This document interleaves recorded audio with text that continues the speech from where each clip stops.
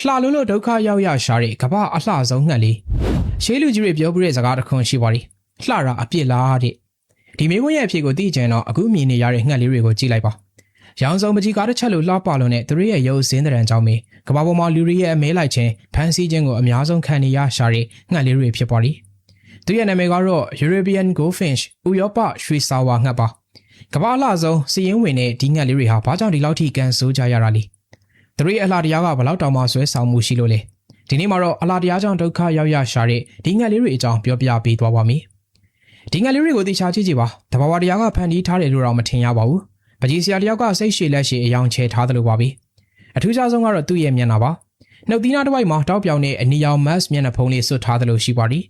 ခေါင်းမိတ်မှာကျတော့အဖြူနဲ့မဲကိုမျှတအောင်ရောဆက်ထားပြီးပြန်နေဒါတွေမကသေးပါဘူးသူ့ရဲ့နာမည် Goldfinch လို့ခေါ်ရတဲ့အကြောင်းရင်းကသူ့ရဲ့တောင်ပံမှာရှိပါသေးတယ်အမဲအောင်တောင်ပံပေါ်မှာတောက်ပါတဲ့အဝါရောင်ရွှေရောင်အလျားလိုက်အတန်းလေးပါရှိပါသည်သူတို့ပြန်တန်းလိုက်တဲ့အခါမှာအဲ့ဒီရွှေရောင်လေးကတစ်ဖြက်ဖြက်နဲ့လက်ပြီးတော့အရန်လှတာပါဒီလိုပြီးပြည့်စုံတဲ့အလားတရားကပဲသူတို့ကိုဒုက္ခပေးမဲ့တန်လိုက်တစ်ခုဖြစ်ခဲ့တာပါရုပ်ချောယုံနေမဲလားဆိုတော့မဟုတ်ပြန်သေးပါဘူးသူတို့ရဲ့အတန်ကလည်းအရန်ကောင်းမြန်ပါလိသူတို့ရဲ့အတန်ကတခြားငှက်တွေလိုစူးရှာမနေပါဘူးတရောထိုးသလိုမျိုးစောင်းတီးသလိုမျိုးအရန်ကိုတာရတဲ့ melody တီးသွားမျိုးရှိပါလိ Twittering လို့ခေါ်တဲ့တီတီတာတာမြည်တန်လေးတွေကနားထောင်လို့တော့မှမဝနိုင်ပါဘူး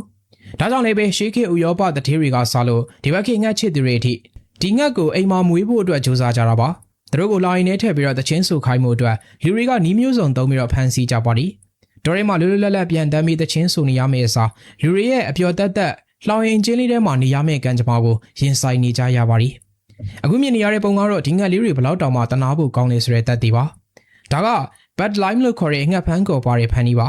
ငှက်ဖမ်းသမားတွေကတေကိုင်းနေတေးရွက်ဒီပေါ်မှာကော်စည်းတွေတုတ်ထားကြတယ် Goldfinch လေးတွေကအနားလာကပ်မိတဲ့အခါမှာကော်နဲ့ကတ်သွားပြီးပြန်ပြီးတော့မပြန်နိုင်တော့ပါဘူး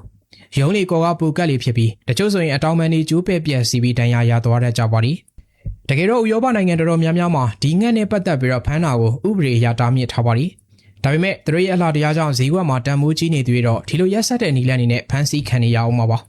အင်္ဂလိပ်စာမှာ Goldfinch ငှက်လေးတွေအုပ်စုလိုက်ရှိနေရင်အချမ်းလို့တင်စွာခေါ်ပေါ်ကြပါသည်ညှို့ရက်ပြင်းတဲ့အရာများလို့လည်းအဓိပ္ပာယ်ရပါသည်တကယ်တော့သူတို့လေးတွေစုနေကြရင်ကြည်ရတာကြက်တီရည်လည်းရှိလာပါသည်လှလုံးလို့အတန်ကောင်းလုံးလို့လူသားတွေရဲ့ချစ်ခင်မှုကိုခံရပေမယ့်အဲ့ဒီချစ်ကပဲသူတို့ကိုလှောင်ရည်နဲ့ရောက်သွားစေခဲ့တာပါမိတ်ဆွေတို့ရောဒီလိုလှပတဲ့ငှက်လေးတွေကိုကိုပိုင်ဖြစ်လှောင်ရည်နဲ့မှမွေးထားတာကြိုက်လားဒါမှမဟုတ်တစ်ပင်တွေပေါ်မှာတဘာဝတိုင်းရှိနေတာကိုပိုကြိုက်လားကွန်မန့်မှာမျှဝေဆွေးနွေးပေးခဲ့ကြပါဦး